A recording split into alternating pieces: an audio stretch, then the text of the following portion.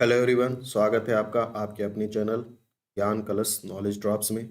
आज हम लोग टॉप इन्वायरमेंट एमसीक्यू का क्लास 6 करने जा रहे हैं। इसके पहले 5 क्लासेस हो चुकी हैं, जिसमें कई तरह के क्वेश्चंस जो हैं डिस्कस कर चुके हैं, जो कि बहुत सारे एग्जाम्स के लिए इम्पोर्टेंट हैं, चाहे वो सीयूटी का एग्ज़ाम हो, चाहे एनईपी थर्ड सेमेस्टर के तहत जो इन्वायरमेंट का सेक्शन है को करिकुलर में, उसमें या फिर कई किसी भी सब्जेक्ट में जो इन्वायरमेंट से संबंधित क्वेश्चन आते हैं उनके लिए महत्वपूर्ण है। तो चलिए शुरू करते हैं। पहला क्वेश्चन है, अ renewable exhaustible natural resource is. Renewable मतलब नवीकरणीय, एग्जॉस्टिबल मतलब क्या होता है कि समाप्त होने वाला, मतलब कि ऐसा प्राकृतिक स्रोत या संसाधन कौन सा है जो कि नवीकरणीय तो है, लेकिन अगर उसको सही से संरक्षित न किया जाए तो वह खत्म भी हो सकता है।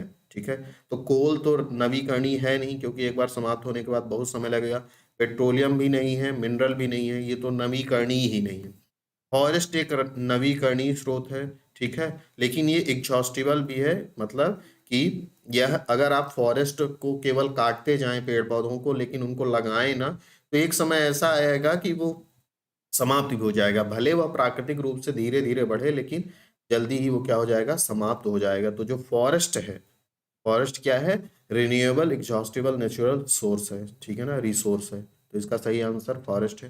Next question, an inexhaustible and renewable source of energy is. मतलब क्या कहना चाह रहा है कि रिन्यूएबल है, पहली बात तो कौन सा सोर्स रिन्यूएबल है, नवीकरणीय है, नवीकरणीय, और इन एग्जॉस्टिबल मतलब कि जो समाप्त होने वाला ना हो। तो सबसे पहले आपको इसमें देखना है कि नवीकरणीय कौन कौन से हैं। फॉसिल फ्यूल नवीकरणीय नहीं है, नेचुरल गैस नवीकरणीय नहीं है, वुड मतलब लकड़ी जो है वो फॉरेस्ट से प्राप्त होती है, नवीकरणीय हो सकती है ना, लेकिन यह एग्जॉस्टिबल है। अभी हमने देखा ना कि फॉरेस्ट क्या है, रिन्यूएबल है और एग्जॉस्टिबल है। तो वुड जो है रिन्यूएबल तो है, लेकिन क्या है, एग्जॉस्टिबल है, ठीक है ना। तो इन एग्जॉस्टिबल कौन सा है, रिन्यूएबल और इनएग्जॉस्टिबल दोनों कौन सा है, हाइड्रो पावर है, जो कि डैम आदि बनाते हैं और डैम का पानी जो है टरबाइन पर गिरा करके बिजली पैदा की जाती है, ठीक है ना। तो वह जो हाइड्रो पावर है वह इनएग्जॉस्टिबल है और रिन्यूएबल सोर्स ऑफ एनर्जी है, ठीक है। नेक्स्ट 83rd क्वेश्चन जो है, अब इसमें फॉरेस्ट से संबंधित कुछ फैक्ट हैं जो मैं आपको बता दे रहा हूँ, एग्जाम में पूछा भी जा सकता है फॉरेस्ट से रिलेटेड फैक्ट, तो इसको आपको पता होना चाहिए। जैसे जो एक रिपोर्ट जारी करती है भारत सरकार, Indian state of forest report, है ना, जो कि इस बार जारी की गई है 2021 में, और ये कौन सी रिपोर्ट है, 17th रिपोर्ट है, ठीक है। इस रिपोर्ट में बताया गया है कि इंडिया में टोटल जो लैंड है उसके कितने परसेंट भाग पर वन और वृक्ष हैं। तो यह टोटल जो परसेंट है वो कितना है, 24.62%। बहुत महत्वपूर्ण फैक्ट है, पूछा जा सकता है, ठीक है। तो 17th रिपोर्ट है और 24.62% भाग पे भारत के क्या है, फॉरेस्ट एंड ट्री स्थित है, ठीक है। अगर आप फॉरेस्ट का एरिया वाइज देखें तो एरिया वाइज जो सबसे ज्यादा एरिया है फॉरेस्ट का वो कहाँ है, मध्य प्रदेश में है। अगर आप परसेंटेज एरिया वाइज देखेंगे, अगर एरिया बस देखेंगे क्षेत्रफल वाइज तो एमपी है। अगर आप उस स्टेट का परसेंट के हिसाब से देखेंगे, प्रतिशत के हिसाब से देखेंगे, तो कौन है, मिजोरम है, ठीक है, मिजोरम है, ठीक है ना। तो ये कुछ फैक्ट हैं जो आपको पता होने चाहिए, ये एग्जाम में पूछा जा सकता है, ठीक है, तो याद रख लीजिएगा इसको। अगला क्वेश्चन देखते हैं, biogas is biogas is which type of natural resource. तो बायोगैस जो है किस टाइप का नेचुरल रिसोर्स है, तो इसका जो सही आंसर है वह है कि बायोगैस क्या है, बायोगैस नवीकरणीय भी है, इन एग्जॉस्टिबल भी है, नॉन कन्वेंशनल भी है, तो ऑल एबव। इन एग्जॉस्टिबल मतलब समाप्त होने वाला नहीं है ना, क्योंकि बायोगैस कैसे बनाई जाती है, बायोगैस जो है वो वेस्ट मटेरियल से बनाई जाती है, चाहे वो प्लांट वेस्ट हो, चाहे एनिमल वेस्ट हो, है ना, चाहे कूड़ा कचरा हो, तो उससे बनाई जाती है। तो रिन्यूएबल है, फिर से बनाया जा सकता है ना। इनएग्जॉस्टिबल है मतलब समाप्त नहीं होगा, कचरा तो समाप्त होने वाला नहीं है, पेड़ पौधे मतलब समाप्त होंगे नहीं जल्दी से, है ना। और नॉन कन्वेंशनल मतलब अपरंपरागत स्रोत है, ठीक है ना। अपरंपरागत स्रोत में ज्यादातर नवीकरणीय स्रोत ही आते हैं। तो अगर आपसे परंपरागत और अपरंपरागत स्रोत पूछा जाए तो परंपरागत स्रोत में जो नॉन रिन्यूएबल आते हैं और अपरंपरागत में रिन्यूएबल आते हैं। ठीक है, ध्यान में रखिएगा। कुछ एग्जाम्पल मैं आपको बता देता हूं, जैसे मान लीजिए रिन्यूएबल एनर्जी के जो स्रोत हैं, नवीकरणीय ऊर्जा के जो स्रोत हैं, उसमें क्या क्या आता है? सोलर एनर्जी आती है ना, सॉइल आती है, ट्री हो गया, ट्री, और ग्रास हो गया, घास जो हो गई, और ग्राउंड वाटर। ये सब किस में आते हैं? रिन्यूएबल एनर्जी के सोर्स हैं। ठीक है, अगर आप नॉन रिन्यूएबल एनर्जी का सोर्स देखेंगे, नॉन रिन्यूएबल एनर्जी के सोर्स, तो उसमें ऑयल आएगा, है ना, स्टील आएगा, एल्यूमिनियम आएगा, है ना, कोयला आएगा, फास्फेट आएगा, फास्फोरस आएगा। तो ये क्या है? नॉन रिन्यूएबल है। ठीक है, और इसमें कन्वेंशनल और नॉन कन्वेंशनल का अगर एग्जांपल देखें तो कन्वेंशनल जो है, जिसको परंपरागत स्रोत कहते हैं, उसमें कोयला आता है ना, फॉसिल फ्यूल आता है ना, पेट्रोलियम आता है। देखिए, कोयला, फॉसिल फ्यूल, पेट्रोलियम ये कैसे हैं?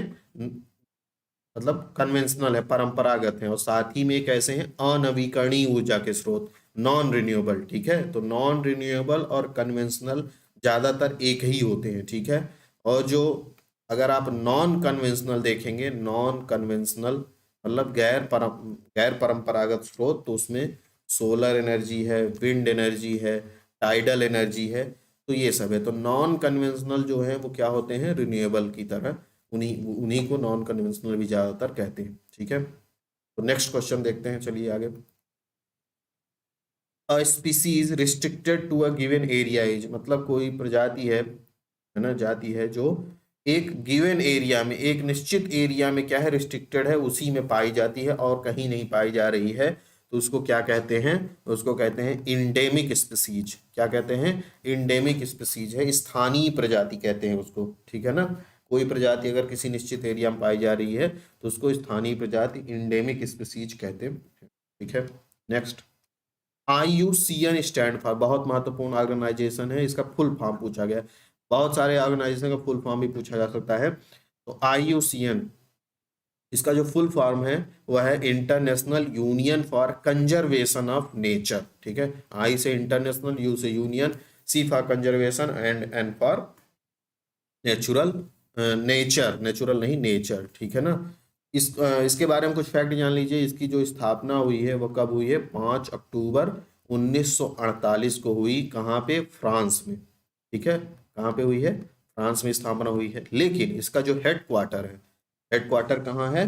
हेडक्वार्टर है ग्लैंड, स्विट्जरलैंड में। ग्लैंड एक जगह है, वो कहाँ पे है? स्विट्जरलैंड में है, वहां पे इसका हेडक्वार्टर है। ठीक है, इंडिया इसमें कब शामिल हुआ? इंडिया इसमें शामिल हुआ है 1969 में। और इस समय पे जो इसके डायरेक्टर जनरल हैं, DG हैं, डायरेक्टर जनरल हैं, वो कौन है? ब्रूनो ओबरले। कौन है? ब्रूनो ओबरले। ठीक है, तो ये कम से कम आपको पता हो कि इसकी स्थापना कब हुई? 1948 में, 5 अक्टूबर। हेडक्वार्टर कहाँ है? इंग्लैंड में। भारत कब शामिल हुआ? 1969 में। और इसके वर्तमान में जो डायरेक्टर जनरल हैं वह कौन है? ब्रूनो ओबरले है। ठीक है, अगला क्वेश्चन देखते हैं। Use of usages of forest include, मतलब फॉरेस्ट का यूज में क्या इंक्लूड है? प्रोडक्टिव फंक्शन, प्रोडक्टिव है फॉरेस्ट का यूज कि नहीं? फॉरेस्ट से बहुत सारी चीजें आपको प्राप्त होती हैं। जैसे आप फल के रूप में वनों से लकड़ियां आदि प्राप्त करते हैं, है ना, बहुत सारी जड़ी बूटियां प्राप्त करते हैं, तो प्रोडक्टिव फंक्शन है, सही है। प्रोटेक्टिव फंक्शन, प्रोटेक्टिव फंक्शन है कि नहीं? जैसे बाढ़ आदि से सुरक्षा करते हैं वन, है ना, मृदा अपरदन से सुरक्षा करते हैं, तो प्रोटेक्टिव ही है। रेगुलेटिव है, हाँ, जलवायु परिवर्तन में जो है उनको रेगुलेट करते हैं, जलवायु को रेगुलेट करता है, मौसम को रेगुलेट करता है, तो रेगुलेटिव है। तो ये तीनों फंक्शन क्या है? फॉरेस्ट के हैं, तो ऑल ऑफ द अबव सही है। ठीक है, ध्यान में रखिएगा। Next, 1 acre of forest absorb 10 ton of carbon dioxide. इसमें आपसे पूछ रहा है कि 1 एकड़ में अगर वन है, 1 एकड़ क्षेत्रफल में जो वन स्थापित है, वो कितने टन कार्बन डाइऑक्साइड का क्या करेगा? अवशोषित करेगा। ठीक है, तो इसका जो सही आंसर है वो सी है, 6 टन के लगभग, है ना। वो क्या करेगा? अगर 1 एकड़ क्षेत्रफल में वन है तो वह 6 टन कार्बन डाइऑक्साइड को क्या करेगा? अवशोषित करेगा। ठीक है, next, dash ton of released by 1 एकड़ ऑफ फॉरेस्ट। ठीक है, यहाँ पे ऑक्सीजन होगा, ठीक है ना। Dash ton of oxygen released by 1 एकड़ ऑफ फॉरेस्ट। देखिए, पेड़ पौधे क्या करते हैं, प्रकाश संश्लेषण की क्रिया के माध्यम से कार्बन डाइऑक्साइड को ग्रहण करते हैं पौधे, है ना, और फिर ऑक्सीजन को रिलीज करते हैं। तो कार्बन डाइऑक्साइड को अवशोषित करते हैं, तो कितना अब्जॉर्ब करता है, 1 टन, मतलब 1 एकड़ में फॉरेस्ट अगर उपस्थित है तो 6 टन कार्बन डाइऑक्साइड को अवशोषित करता है। और ऑक्सीजन कितना रिलीज करता है, तो ऑक्सीजन जो रिलीज करता है वो 4 टन। ठीक है ना, तो ऑक्सीजन 4 टन क्या करता है, 1 एकड़ में स्थित जो वन है वह 4 टन ऑक्सीजन को क्या करेगा, रिलीज करेगा। ठीक है, next, dash is very essential for a healthy environment. मतलब एक स्वस्थ पर्यावरण के लिए क्या, निम्न में से क्या जरूरी है, तो स्वस्थ पर्यावरण के लिए क्या जरूरी है, कार्बन डाइऑक्साइड चाहिए कि नहीं चाहिए, पेड़ पौधे अपना भोजन कैसे बनाएंगे, तो कार्बन डाइऑक्साइड भी चाहिए, ऑक्सीजन भी चाहिए, है ना, क्योंकि पर्यावरण में मानव भी है, बहुत सारे जीव जंतु है, जल भी चाहिए।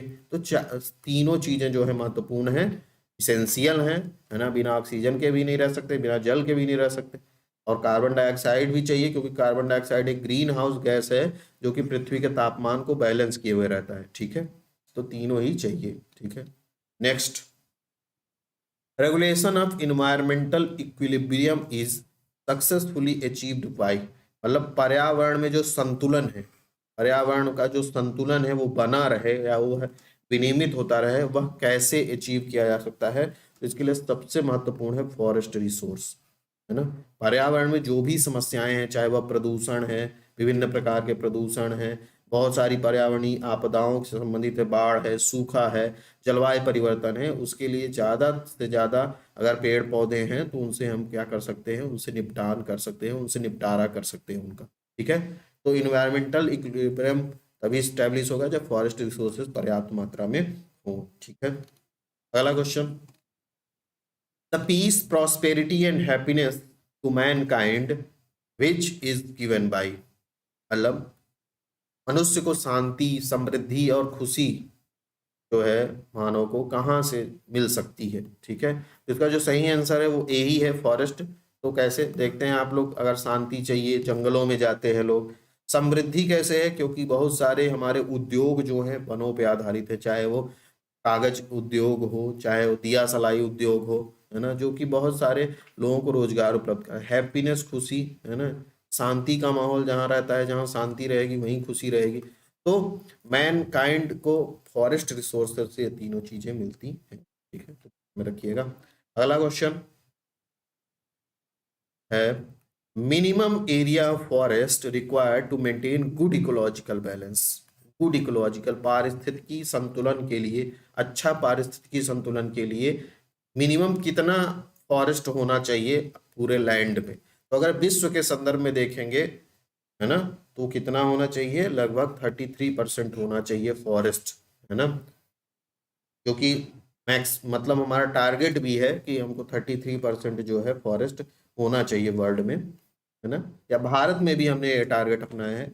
विश्व में वर्तमान में कितना परसेंट के एरिया पर फॉरेस्ट है, तो 31% एरिया पर जो है फॉरेस्ट है हमारे यहाँ। ठीक है ना, और यह किस रिपोर्ट से है, यह फूड एग्रीकल्चर ऑर्गेनाइजेशन की एक रिपोर्ट आती है, ग्लोबल फॉरेस्ट रिसोर्स असेसमेंट।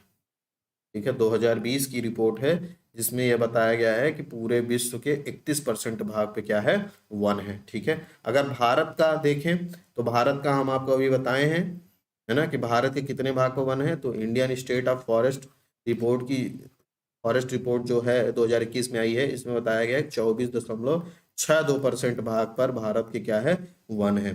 ठीक है, और हमारी एक फॉरेस्ट पॉलिसी रही है, इंडिया फॉरेस्ट पॉलिसी 1952 की, जिसमें हमने कहा था कि हम 33% जो हमारा पूरा क्षेत्रफल है उसके 33% भाग पर हमको क्या करना है, वन रखना है या वन स्थापित करना है। ठीक है, तो किस पॉलिसी में, इंडियन फॉरेस्ट पॉलिसी, भारतीय वन नीति 1952 में ऐसा टारगेट हमने बनाया है। वर्तमान में भारत के कितने क्षेत्रफल पे वन है? 24.62% पर है। ठीक है, नेक्स्ट अगला क्वेश्चन जो है, deforestation leads to reduction of, मतलब अगर आप पेड़ पौधों को काटते हैं तो उससे क्या घटेगा? ठीक है, तो ground water depletion, ground water कम होगा कि ज्यादा होगा? अगर पेड़ पौधों को काटा जाए तो ग्राउंड वाटर क्या होगा? डिप्लीशन बढ़ेगा। ग्राउंड वाटर डिप्लीशन मतलब ग्राउंड वाटर और नीचे जाएगा तो वो और क्या होगा? डिप्लीशन नीचे जाना और क्या होगा? बढ़ेगा। ठीक है, सोइल इरोजन भी क्या होगा? बढ़ेगा, है ना। तो रेनफॉल जो होगा, अगर पेड़ पौधे नष्ट हो जाएंगे तो रेनफॉल बढ़ेगा घटेगा? घटेगा। तो यही पूछा है, क्या घटेगा। ठीक है, next 94, world forestry day celebrated on, मतलब विश्व वानिकी दिवस कब मनाया जाता है? तो 21 मार्च को विश्व वानिकी दिवस मनाया जाता है। ठीक है, इस बार हर साल मनाया जाता है, तो इस बार 2023 में 21 मार्च में जो इसकी थीम रही है वह रही है फॉरेस्ट एंड हेल्थ। थीम भी पूछा जा सकता है आपसे, क्योंकि इन्वायरमेंट से संबंधित पेपर है तो थीम भी पूछा जा सकता है। इसकी थीम क्या थी? फॉरेस्ट एंड हेल्थ थी। ठीक है, 21 मार्च को कब से मनाया जा रहा है? तो ये 2012 से मनाया जा रहा है। यूनाइटेड नेशंस जनरल असेंबली जो है उसने इसको 2012 से मनाना शुरू किया है। ठीक है, भारत में राष्ट्रीय वन दिवस कब, ये तो विश्व का है ना, तो 21 मार्च को मनाया जाता है। भारत में राष्ट्रीय वन दिवस कब मनाया जाता है? 11 सितंबर को भारत में राष्ट्रीय वन दिवस मनाया जाता है, तो ये भी ध्यान में रखिएगा। नेशनल फॉरेस्ट्री डे कब मनाया जाता है? 11 सितंबर को। Next, because of presence of dash our planet is named as a living planet. ठीक है ना, तो इसका जो सही आंसर है वह है वाटर, है ना। पृथ्वी को जल ग्रह भी कहते हैं। हम कहीं भी किसी भी ग्रह पर जा रहे हैं तो वहां पे सबसे पहले क्या देख रहे हैं? वहां पे वाटर है कि नहीं, क्योंकि वाटर अगर होगा तो ऑक्सीजन तो होगा ही, है ना। लेकिन एयर, एयर भी हो सकता है, लेकिन एयर में बहुत सारे ग्रह हैं जहाँ पे हवा है ना। लेकिन एयर में भी सबसे महत्वपूर्ण हमारे यहाँ ऑक्सीजन है, तब न जीवन है। तो अगर ऑक्सीजन होता तो सोच सकते थे। वाटर जो है सबसे महत्वपूर्ण है, लिविंग प्लैनेट हमारा ग्रह है इसलिए। ठीक है, next, dash is very essential for all sustenance of all the living organism, मतलब जो भी जीव हैं, जीवित जीव हैं, उनके बने रहने के लिए निम्न में से कौन सा जो है प्रमुख आवश्यक है, सबसे ज्यादा आवश्यक है? वो वाटर ही है ना। ठीक है, इसका भी सही आंसर क्या है? वाटर है, जीवों के जीवित रहने के लिए। Next, the UN council declared dash year is the international year of fresh water, मतलब यूनाइटेड नेशंस काउंसिल ने किस साल को अंतरराष्ट्रीय शुद्ध जल का वर्ष घोषित किया? यूनाइटेड नेशन घोषित करता रहता है हर साल को, तो ये कब घोषित किया गया था? ये घोषित किया गया था 2003 को, international year of fresh water. आपको वर्तमान का पता होना चाहिए, है ना, एक आध साल पीछे का भी। जैसे 2023 चल रहा है, 2023 का सबसे महत्वपूर्ण है, इसको दिमाग बैठा लीजिएगा, आ ही सकता है। तो 2023 को यूएन ने international international year of millets, millet मोटा अनाज जो होता है ना, बाजरा, ज्वार, तो ये 2023 को इंटरनेशनल ईयर ऑफ मिलेट घोषित किया गया है। और ये भारत का इसमें बहुत बड़ा योगदान रहा है इसको घोषित कराने में, है ना। और जो मोटे अनाज हैं, अब लोग इन पे ज़्यादा फोकस कर रहे हैं क्योंकि ये स्वास्थ्य के लिए बहुत ही लाभदायक होते हैं। ठीक है, तो 2023 में इंटरनेशनल ईयर ऑफ मिलेट किसने घोषित किया है? यूएन ने। ठीक है, 2023 का है, तो 2022 का जान लीजिए क्या है। 2022 में आर्टिजनल फिशरीज एंड एक्वाकल्चर था। 2022 का जो था, ध्यान में रखिएगा, आर्टिजनल फिशरीज एंड एक्वाकल्चर। ध्यान रखिएगा कि मतलब जलीय जीवों से, मछली से संबंधित था 2022 का। ठीक है ना, आर्टिजनल फिशरीज एंड एक्वाकल्चर से। 2021 का किससे संबंधित था? तो 2021 का संबंधित था creative economy for sustainable development, creative economy for sustainable development. ठीक है ना, हम आपको बताए थे पहले क्लासेस में सस्टेनेबल डेवलपमेंट गोल्स के बारे में, तो आप कमेंट करके बताइए टोटल कितने सस्टेनेबल डेवलपमेंट गोल हैं। ठीक है, नहीं देखे हैं पुराने वीडियो तो देख लीजिए उसको। नेक्स्ट क्वेश्चन देखते हैं। नेक्स्ट है soil erosion is caused by, मतलब मृदा का जो अपरदन है वो क्यों होता है, उसका कारण क्या है। तो डिफॉरेस्टेशन, पेड़ पौधों को काटा जाना, तो हाँ है। लैंडस्लाइड, लैंडस्लाइड मतलब पृथ्वी का बहुत बड़ा टुकड़ा जो है जब मतलब पहाड़ से गिर जाए, लैंडस्लाइड कहते हैं उसको, है ना। तो वह भी है सॉइल इरोजन का एक कारण। ग्रेजिंग, जानवर बहुत ज़्यादा घास चरते हैं, उससे भी सॉइल इरोजन होता है। तो ऑल ऑफ द अबव इसमें सही है। ठीक है, next, plants get carbon dioxide from the, मतलब पेड़ पौधे कार्बन डाइऑक्साइड कहाँ से प्राप्त करते हैं। ठीक है, तो कहाँ से प्राप्त करते हैं, एयर से प्राप्त करते हैं। ठीक है, हवा में कार्बन डाइऑक्साइड भी है, ऑक्सीजन भी है और बहुत सारी गैसें हैं, तो उन्हीं से पेड़ पौधे कार्बन डाइऑक्साइड प्राप्त करते हैं। ठीक है, नेक्स्ट क्वेश्चन देखते हैं। 1 गीगा जूल इक्वल्स टू, ठीक है, 1 गीगा जूल इक्वल्स टू, तो इसका जो सही आंसर है वो है 0.16 बैरल ऑफ ऑयल। ठीक है ना, मतलब 0.16 जो बैरल ऑफ ऑयल होता है, ये जो एनर्जी है किसके इक्वल है, 1 गीगा जूल के इक्वल है। ठीक है, तो ये फैक्ट है, दिमाग में रखिएगा, पूछ ले कभी तो। 0.16 बैरल ऑफ ऑयल।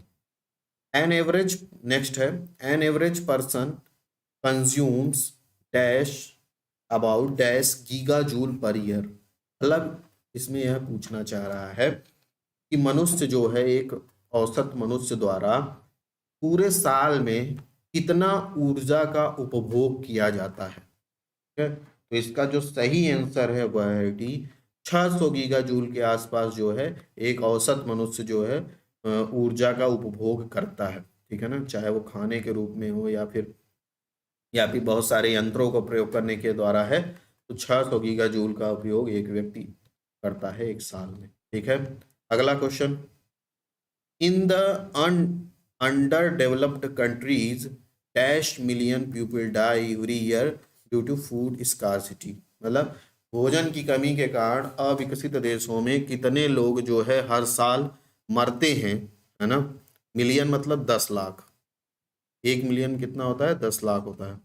ठीक है, तो इसका जो सही आंसर है वो ए है, मतलब 20 मिलियन, है ना, 200 मिलियन, 200 लाख लोग जो हैं, 200 लाख मतलब, ठीक है ना, 200 लाख, ठीक है ना, 2 करोड़ के आसपास जो लोग हैं वो क्या होते हैं, भूख के मारा क्या होते हैं, मरते हैं अविकसित देशों में। ठीक है, तो फूड इसीलिए कहते हैं कि फूड को वेस्ट नहीं करना चाहिए, क्योंकि फूड बहुत महत्वपूर्ण है ना। जब अकाल उकाल पड़ता है तो लोग एक एक रोटी के लिए तरसते रहते हैं। Next, dash is the second generation of pesticide which inter into food chain, मतलब ये जितने भी हैं पेस्टिसाइड हैं, इनमें से आपसे पूछा है कि दूसरे पीढ़ी का कौन सा पेस्टिसाइड, पेस्टिसाइड मतलब होता है कीटनाशक को मारने में, पेस्ट को मारने में आप प्रयोग करते हैं, जो कि हमारे फूड चेन में क्या हो गया है, इंटर हो गया है, तो वह है DDT, dichloro diphenyl trichloro ethane. ठीक है ना, ये जो डीडीटी है इसका प्रयोग हम लोग पेस्टिसाइड के रूप में करते हैं। जैसे मान लीजिए आप किसी भी फसल की खेती किए, उसमें किसी कीटनाशक को डाल दिए, है ना, छिड़काव कर दिए, वह कीटनाशक मिट्टी में जाके घुलेगा, है ना, और ये जो पौधा है या मिट्टी से ही तो अपने पानी है, खनिज लवण प्राप्त कर रहा है, तो उस जब पानी और खनिज लवण में घुल गया है वो पेस्टिसाइड, तो पेड़ पौधे में भी पहुंच जाएगा, फिर उसी पेड़ पौधे के मटेरियल को हम जब खाएंगे तो हमारे शरीर में पहुंच जाएगा। तो फूड चेन, खाद्य श्रृंखला में पेस्टिसाइड जो पहुंचा है वो कौन है, डीडीटी है, सेकंड जनरेशन का। Next question, which of the following non renewable energy source is the life line of global economy, मतलब निम्न में से कौन सा गैर नवीकरणीय ऊर्जा का स्रोत है जो कि हमारे ग्लोबल इकोनॉमी की लाइफ लाइन है, मतलब ग्लोबल इकोनॉमी जो है इन्हीं पे चल रही है। कोल भी है, वह सबसे पहले तो इसमें गैर नवीकरणीय स्रोत देखिए, कोल भी है, नेचुरल गैस भी है, पेट्रोलियम भी है, और ये तीनों ही हमारे ग्लोबल इकोनॉमी के लिए महत्वपूर्ण है। तो ऑल ऑफ द अबव क्या है, ट्रू है, सही है। ठीक है, next, the most abundantly available fossil fuel in India is, Bharat में कौन सा जो है जीवाश्म ईंधन खूब सारा उपस्थित है? तो इसका जो सही आंसर है वह है कोल है। भारत में कोयला बहुत ज्यादा है उपस्थित है। ठीक है, next, dash gas is used in automobile to reduce air pollution, मतलब एयर पोल्यूशन को कम करने के लिए या कौन सी जो गैस है यूज की जाए जिससे कि वाहनों में यूज किया जाए जिससे कि एयर पोल्यूशन कम से कम होगा? तो एलपीजी का भी प्रयोग करने से पोल्यूशन कम, तुलनात्मक रूप से कम होगा। कंप्रेस्ड नेचुरल गैस से भी होगा, सिंथेटिक गैस से भी होगा। तो ऑल ऑफ द एबव जो है वह ट्रू है। इसमें सिंथेटिक गैस जो है इसका, इसको सिन गैस भी कहते हैं। सिन गैस, इसका फार्मूला भी पूछ सकते हैं क्या होता है, तो ये कार्बन मोनोऑक्साइड और हाइड्रोजन जो है इससे सिन गैस बनती है। ठीक है, तो कार्बन मोनोऑक्साइड और हाइड्रोजन सिन गैस। ठीक है, तो ये तीनों ही गैसें जो हैं ये वाहन से जो है एयर पोल्यूशन को कम करने के लिए प्रयोग किए जाते हैं। ठीक है, अगला, biomass energy is derived from, biomass energy कहाँ से प्राप्त की जाती है? बायोमास हम आपको बताए थे, बायोमास मतलब जो जो कुछ कभी जीवित चीजें थी उनसे जो एनर्जी हम प्राप्त करते हैं। तो कैटल डंग से प्राप्त करते हैं जिससे बायोगैस आदि भी बनती है, वुड लकड़ी से भी, और एग्रीकल्चरल वेस्ट हो गया या डोमेस्टिक वेस्ट हो गया इससे भी बायोमास मिलता है। तो all of the above true है, जो भी चीजें तीनों हैं, cattle dung, agricultural waste, wood, इनसे बायोमास एनर्जी क्या होती है? डिराइव होती है। ठीक है, निकलती है, मतलब प्राप्त करते हैं। Next, dash plant are rich in hydrocarbon which are used in diesel engine, diesel engine, biodiesel एक कॉन्सेप्ट है। ठीक है ना, बायोडीजल, तो बायोडीजल कैसे बनाया जाता है?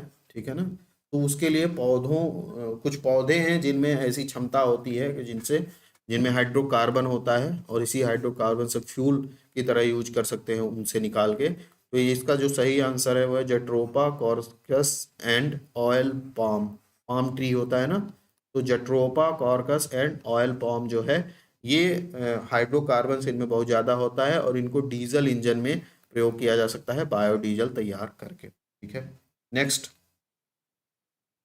Biogas is a mixture of, biogas किसका मिश्रण है? तो मीथेन और कार्बन डाइऑक्साइड, इस ये तो होता ही है। मीथेन कार्बन डाइऑक्साइड और हाइड्रोजन ये भी होता है। Methane carbon dioxide hydrogen and H2S। ठीक है, तो ये H2S यह भी होता है। तो अगर आप जल्दी से पढ़ के इसको लगा के चले जाते तो गलत हो जाता, क्योंकि मैक्सिमम जो चीजें हैं वो होना चाहिए ना, तो सही इसका सी है, क्योंकि मीथेन भी है, कार्बन डाइऑक्साइड भी है, हाइड्रोजन भी है और हाइड्रोजन सल्फाइड भी है। तो ये जो सी है ये सही उत्तर है। अगला, anaerobic degradation of animal waste which produce biogas known as, मतलब अनएरोबिक मतलब बिना हवा के, है ना, डिग्रेडेशन मतलब समाप्त होना, मतलब जो एनिमल वेस्ट है उसको अवायविक, अवायविक अपघटन, अवायविक अपघटन, एनिमल वेस्ट को अवायविक अपघटन के द्वारा जब डिग्रेड किया जाता है तो क्या बनता है? बायोगैस। तो जो बायोगैस बनती है उसमें कौन सी गैस होती है ज्यादा, वही पूछ रहा है आपसे। का जो सही आंसर है वह है मीथेन। ठीक है, next question, gas is pollution free and cheap source of energy, मतलब जो पॉल्यूशन फ्री हो, तो पेट्रोल पॉल्यूशन फ्री है? नहीं। न्यूक्लियर एनर्जी पॉल्यूशन फ्री है? नहीं। डर रहता है कि कहीं न्यूक्लियर वेस्ट लीक ना हो जाए, कहीं कहीं हो भी गए हैं, है ना।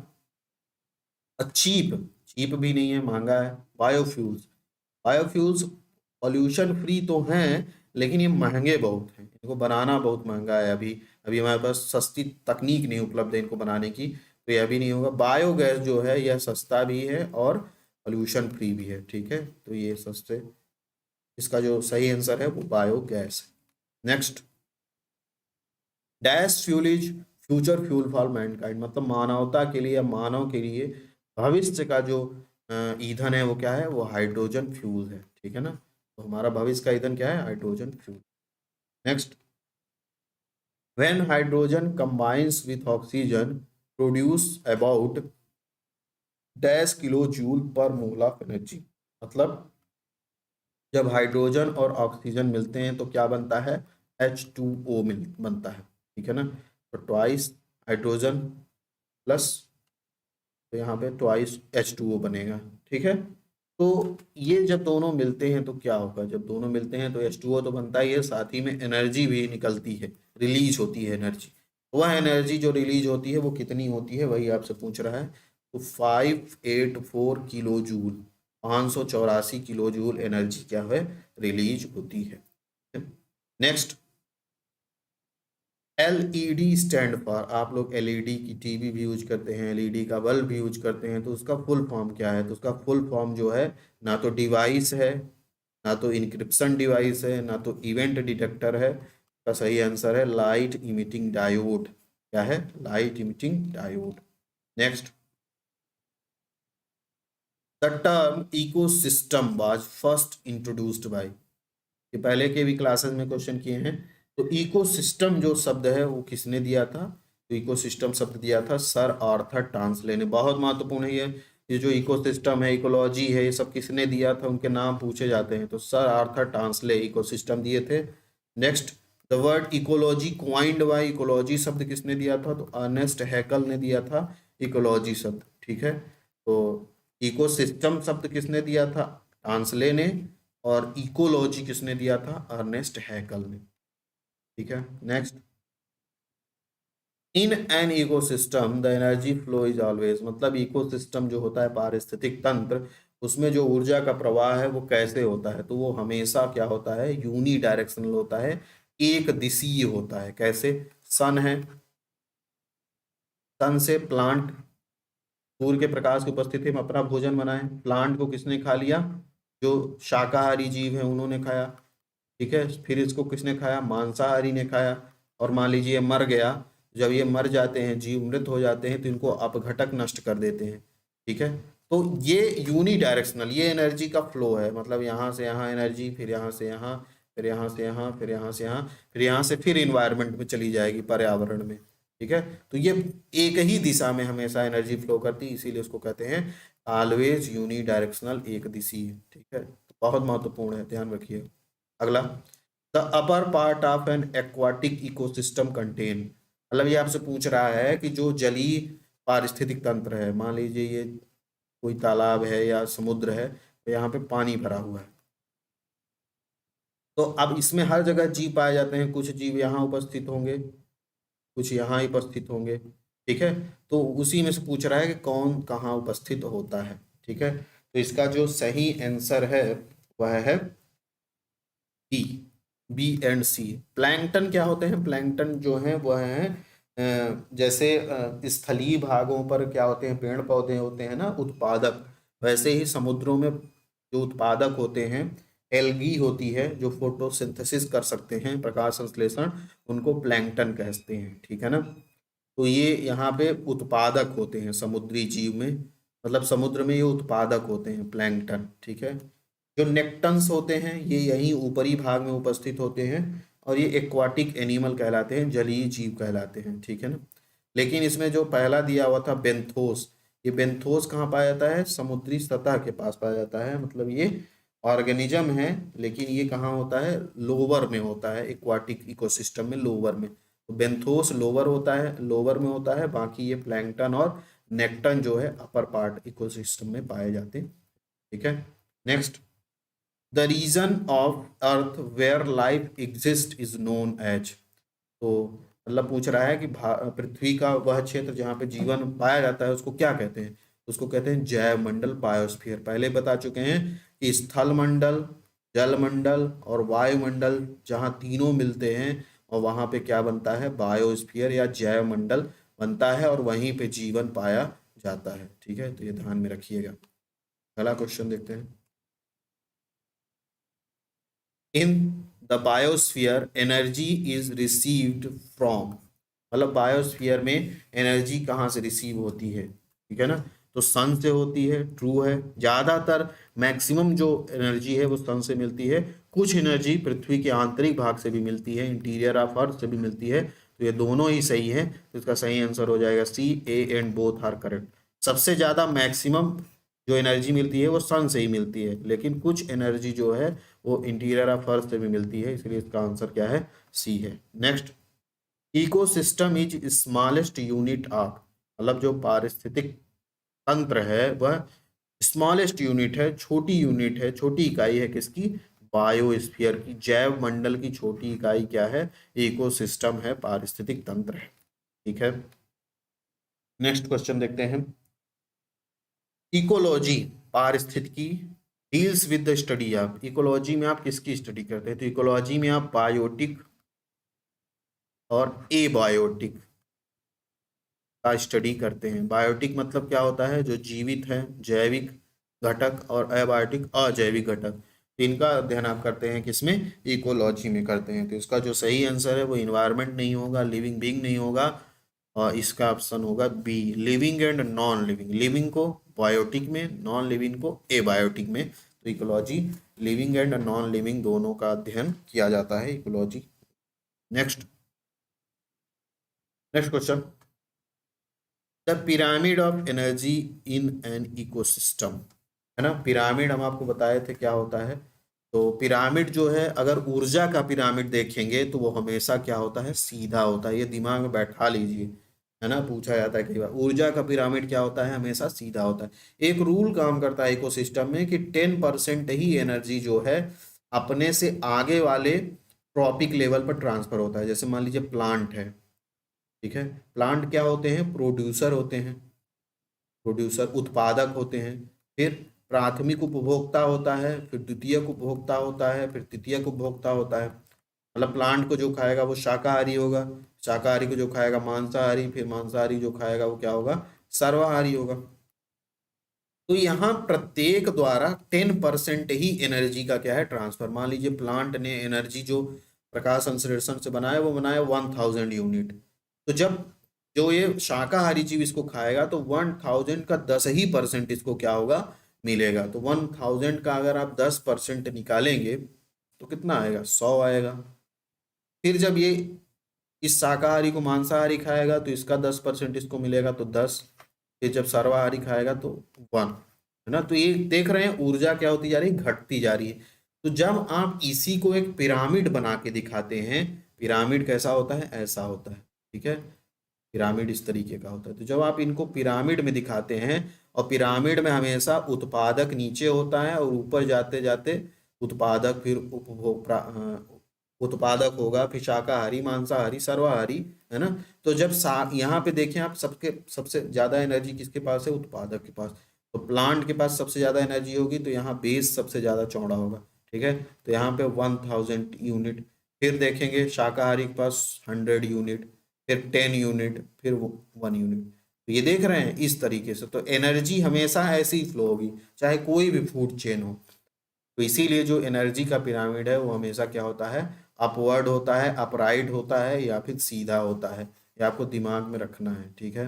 Next, organic component include, organic मतलब जिनमें कार्बन होता है। तो कार्बन जो जैविक या ऑर्गेनिक जो कंपोनेंट होता है उसमें, ऑर्गेनिक कंपोनेंट्स क्या हैं, जिनमें कार्बन होता है। तो कार्बोहाइड्रेट में होता है, प्रोटीन में भी होता है, फैट में भी होता है। तो ऑल ऑफ द एबव क्या है, कार्बोनिक कंपोनेंट ही है।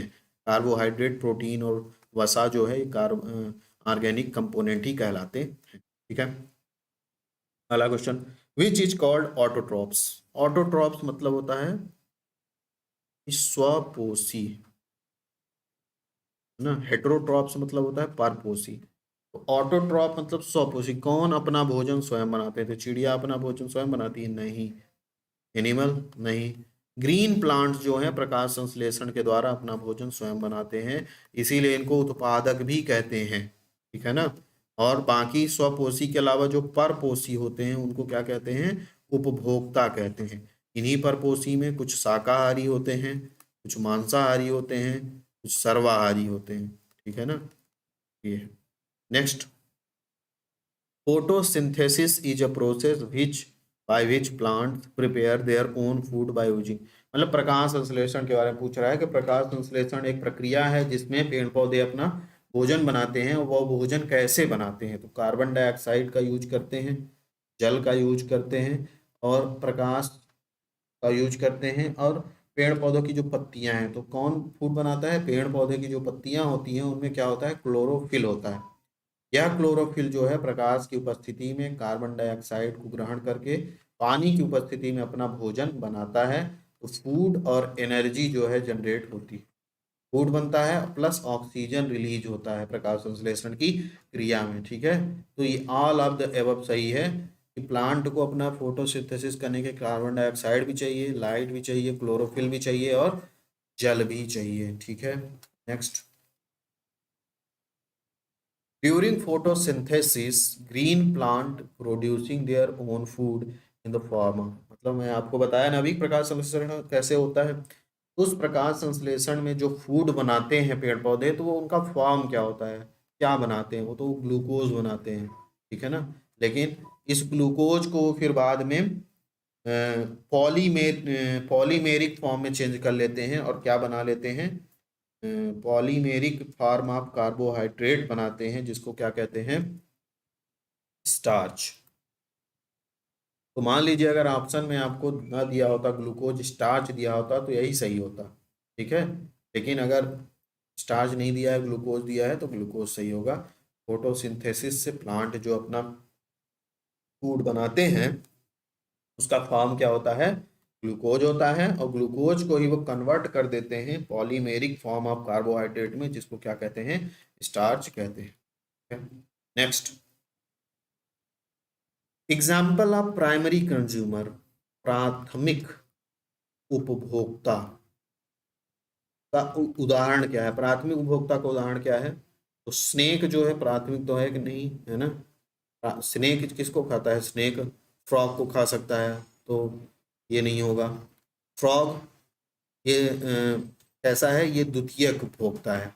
यहाँ पर रैबिट जो है वह कैसा है? प्राथमिक उपभोक्ता क्या होता है समझ लीजिए इसमें जल्दी से। देखिए, पेड़ पौधे जो हैं वो क्या हैं? हम आपको अभी बताए थे कि पेड़ पौधे क्या हैं? उत्पादक, है ना? इनको जो खाता है वह क्या कहलाता है? प्राथमिक उपभोक्ता कहलाता है। मतलब जो पेड़ पौधों को खाते हैं वो ज्यादातर वो शाकाहारी ही हैं, जो क्या करते हैं? पेड़ पौधों को खाते हैं। तो खरगोश क्या है? शाकाहारी है ना? तो ये प्राथमिक उपभोक्ता है, ज्यादातर अपना पेड़ पौधों को ही खा के क्या करता है? जीवन यापन करता है। फिर इन शाकाहारी जीवों को जो खाएगा वो द्वितीयक उपभोक्ता कहलाएगा। ठीक है ना? तो जैसे मान लीजिए टिड्डे हैं, टिड्डे जो होते हैं छोटे छोटे कीड़े, वो भी तो पेड़ पौधों को खाते हैं, लेकिन उनको फिर मेढक खा जाता है। तो टिड्डे क्या हैं? टिड्डे जो होते हैं वो किस में आएंगे? शाकाहारी में। लेकिन इस टिड्डे को अगर मेढक ने खा लिया तो मेढक किस में आएगा? मांसाहारी में आएगा, और यह द्वितीयक उपभोक्ता कहलाएगा। फिर मेढक को जो खाएगा वो क्या कहलाएगा? तृतीयक उपभोक्ता। तो मेढक को कौन खा लेता है? सांप। तो सांप क्या कहलाएगा? तृतीयक उपभोक्ता। सांप को कभी कभी मनुष्य भी खाते हैं, कुछ मनुष्य भी खा लेते हैं। तो जब सांप को मनुष्य खा लिया तो कैसा हो गया? चौथा उपभोक्ता। ठीक है, मनुष्य चौथा उपभोक्ता है, या उसको सर्वाहारी भी कहते हैं, क्योंकि मनुष्य जो है शाकाहारी चीजें भी खाता है और मांसाहारी भी खाता है, इसीलिए उसको क्या कहते हैं? सर्वाहारी भी कहते हैं। ठीक है, तो ये है। तो प्राथमिक कंज्यूमर या उपभोक्ता कौन है? रैबिट है, खरगोश। नेक्स्ट, यहाँ पे पूछा है आपसे, देखिए अगला क्वेश्चन में क्या पूछा है। अगला क्वेश्चन में पूछा है कि secondary consumer deriving their energy from, मतलब द्वितीयक जो उपभोक्ता हैं वो अपना जो एनर्जी है वो कहाँ से प्राप्त करते हैं? तो यहाँ देखिए, उत्पादक, उत्पादक को किसने खाया? प्राथमिक उपभोक्ता, प्राइमरी, है ना, कंज्यूमर। फिर उसको किसने खाया? टर्सरी, द्वितीयक उपभोक्ता। यहाँ पे हमसे द्वितीयक उपभोक्ता ही पूछा है। तो द्वितीयक उपभोक्ता को कौन द्वितीयक उपभोक्ता किसको खा रहा है? प्राथमिक उपभोक्ता को। प्राथमिक उपभोक्ता क्या है? शाकाहारी है। ठीक है, तो ये है जो हर्बीवोर्स हैं, जिन हर्बीवोर्स को हिंदी में शाकाहारी कहते हैं। तो जो द्वितीयक उपभोक्ता हैं वो शाकाहारी को खाते हैं और अपना ऊर्जा क्या करते हैं? प्राप्त करते हैं। ठीक है, तो द्वितीयक उपभोक्ता किसको खाते हैं? शाकाहारी को खाते हैं। प्राथमिक उपभोक्ता किसको खाता है? उत्पादक को खाता है। ठीक है, तृतीयक उपभोक्ता किसके खाएगा? द्वितीयक उपभोक्ता खाएगा। जो सर्वाहारी है वो सबको खाएगा, जैसे हम लोग मानव। Next, example of omnivores. Omnivores मतलब होता है सर्वाहारी, मतलब जो सबको खा ले। सबको कौन खा सकता है? मैन और चूहा, है है ना। मानव भी सबको खाता है और चूहा भी शाकाहारी भी होता है, मांसाहारी भी होता है ना। तो सर्वाहारी में वो लोग आएंगे जो शाकाहारी भी हो और क्या हो, मांसाहारी भी हो, तो वो आएंगे सर्वाहारी। ठीक है। तो ये आज की क्लास थी जिसमें हम लोगों ने कुछ 50 क्वेश्चंस के आसपास डिस्कस किया और उसके साथ बहुत सारे एडिशनल फैक्ट भी डिस्कस किए हैं। तो ये जो क्लास है महत्वपूर्ण थी, है ना। बहुत सारे क्वेश्चन डिस्कस किया। अच्छा लगे तो और लोगों के साथ शेयर कीजिए, है ना, जिससे कि मोटिवेशन मिले और अच्छा अच्छा वीडियो तैयार करने का। ठीक है, तो जुड़े रहिए। धन्यवाद।